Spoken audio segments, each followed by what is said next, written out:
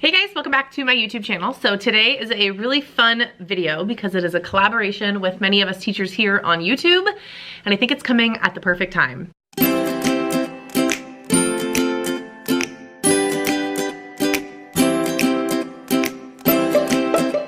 So for most of you, your school year is very, very close to being wrapped up, if not already. So this is really geared to the teachers that are struggling with figuring out how to fill that time at the end of the year and coming up with activities that your kids are really gonna enjoy and just to celebrate the end of the year together as a class. So what we are wanting to do is just offer you a bunch of different ideas of some activities that you can do and implement in your classroom for the end of the year. So I know some teachers are only doing one activity. I kind of sat down and jotted down some things that I did last year. So I'm gonna share a couple of things that I do at the end of the year. Some of them are much more exciting than others, but I just wanted to give you some ideas and things that you might be able to use in your own classroom. All right, I'm gonna start small and then I'm gonna go big, if that makes sense. And if it doesn't, it will in a minute. So one thing that I love to do at the end of the year is I love to have my third graders write a note to the next year's third graders. And then next year, on the first day of school, I will pass out those letters to my new third graders. Then they get to read about what to expect in third grade, and it comes from a kid's voice and not just an adult's voice. So that's something that I really love to do. It works on their writing skills, and my current third graders get really, really excited about it because they want to share everything that they did in third grade. So it's a really fun way to kind of reminisce on the year, but also get some writing done. And again, it kind of ties into the following year, so it's something really, really fun. I have a template that I use. I found it on Teachers Pay Teachers. I'm gonna go ahead and link it down below. At least I think I did. If I didn't, I created it. Either way, I will try and link it down below. Super easy. Another thing that I like to do towards the end of the year, I wish I could show you, but I clearly packed everything up already, is I go to the Dollar Tree and I get those Jenga games, and I color the ends of the Jenga, and I did this in the beginning of the year as well. So in the beginning of the year, it was Get to Know You Jenga, and at the end of the year, it's End of the Year Jenga. So I just tweak the questions. So essentially, the kids have a little Jenga, and they pull a block, and each color is designated to a specific question. So they will have a sheet, and it'll say, okay, if you pulled pink, pink is where are you gonna go over the summer, or all sorts of different questions that relate to summer vacation, or perhaps the grade that they just completed, things like that. What was your favorite thing in third grade, whatever. So this is a really, really fun activity for the kids, again, to kind of just reminisce on the year, get excited for summer, and get excited for the following grade. So in my case, fourth grade. Another thing that I love to do at the end of the year is I create a memory book, and I got this 100% off Teachers Pay Teachers. It's a whole pack, and this is, again, another really great way for them to reminisce on the year. It's really fun for me because I get to write the kiddos a note, and I would try and make it really, really, really personalized.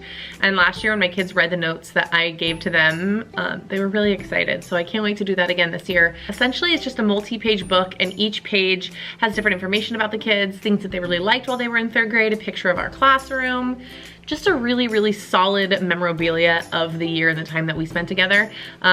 And that takes about a week, if not more, depending on how much time you designate to each page, which is great because, again, it fills some of that time at the end of the year where you're not really teaching a lot of content, but the kids really enjoy it, I really enjoy it, and it's kind of like my gift to them that they create in a weird way. All right, and so the last thing that, it's funny because I'm like, I do this every year. This is my second year teaching, so the next thing is something that I did last year and that I'm planning on doing again this year. I actually got this idea from more over at Kind Kindergarten last year, and that is I create a huge class-sized batch of slime. Now, I have a vlog of me doing this last year, and I'm definitely gonna vlog this year. So if you're interested in seeing me actually go through the process, I'm gonna designate a kid to film it for me. Make sure you subscribe so you don't miss that video. It's gonna come in the next 2 weeks. But essentially, I get, and I don't have it in here, a huge Tupperware bin, and I put all of the slime ingredients in the bin. So this kidney table that I'm around here right now, I move it to the center of the room, the kids gather around, and I put in everything. I'm going to link the recipe that I use down below. I think I mentioned in my vlog last year that I would use maybe a little bit more shaving cream because it was a little sticky, but it is so much fun. So I dump in all the ingredients, and I had the kids stirring with rulers. And then as it got a little bit thicker, they took turns and they got their hands in there and they started mixing it around. And then eventually I had everyone go back to their seats, With the extra shaving cream that I had, they used it to spray some on their desk and play in the shaving cream while I kind of like did all the kneading and stuff that goes into making slime. And then by the time I was finished, I had this huge, huge class size of slime, and I cut off pieces and each kid got their own thing of slime, and they can play with that stuff for like hours.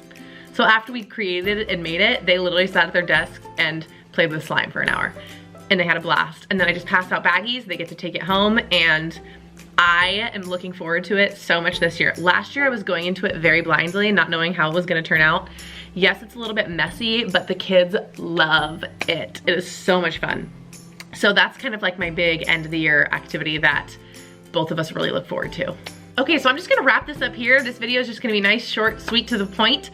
I'm going to link all the other teachers that participated in this collaboration down below. That way, if you didn't like anything that I gave to you, hopefully you will enjoy something that one of those amazing teachers shared down below. I love this community of teachers that we've created online because I'm still continuing to learn and take ideas from them on a daily basis. So definitely make sure you go check them out. They're all amazing people and teachers. All right, guys, I'm gonna end this vlog here. I hope you're having an amazing Memorial Day weekend wherever you are. I love you so much, and I will see you in the next video. Bye.